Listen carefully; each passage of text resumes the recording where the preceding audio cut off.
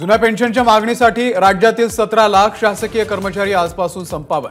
शासकीय कामासोबत आरोग्य सेवा विस्कळीत होण्याची भीती।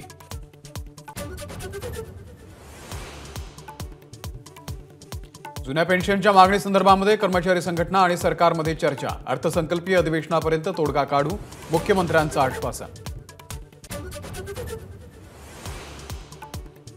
संसदेमध्ये घुसखोरी करणाऱ्या चौघांवरती UAPA अंतर्गत गुन्हा दाखल। दिल्ली पोलिसांच्या स्पेशल सेलची माहिती। संसदेच्या सुरक्षेमधील त्रुटी प्रकरणामध्ये गृह मंत्रालयाकडून चौकशीचे आदेश। CRPFचे महासंचालक अनीस दयाल सिंह यांच्या अध्यक्षतेखाली चौकशी समिती स्थापन। संसदेच्या प्रेक्षक गॅलरीमधून लोकसभेमध्ये स्मोक कॅन्डल जाळणाऱ्या 6 आरोपींपैकी 4 जण अटक। 1 जण ताब्यात, एकाचा शोध सुरू। संसद भवन परिसरामध्ये स्मोक कॅन्डल जाळणारा अमोल शिंदे लातूर जिल्ह्यातील झरी गावचा। पोलीस भरतीची तयारी करत होता अमोल। आई वडील शेतामध्ये मजुरी करतात।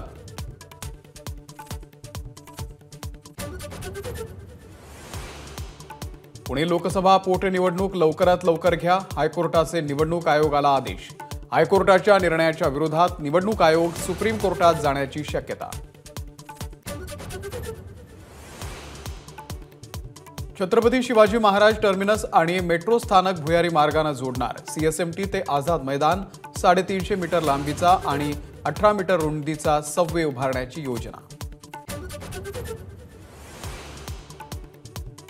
मुंबईच्या पश्चिम उपनगरामधील हवेच्या दर्जामध्ये सुधारणा, मात्र माझगाव, सायन, वरळी, BKC ही विमानतळ इथली हवा वाईट श्रेणीमध्ये।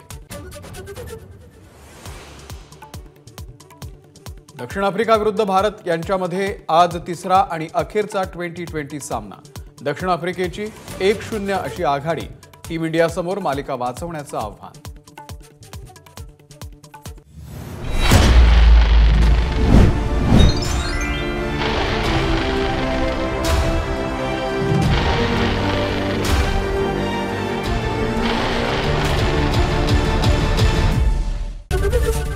ABP माझा, उघडा डोळे बघा नीट।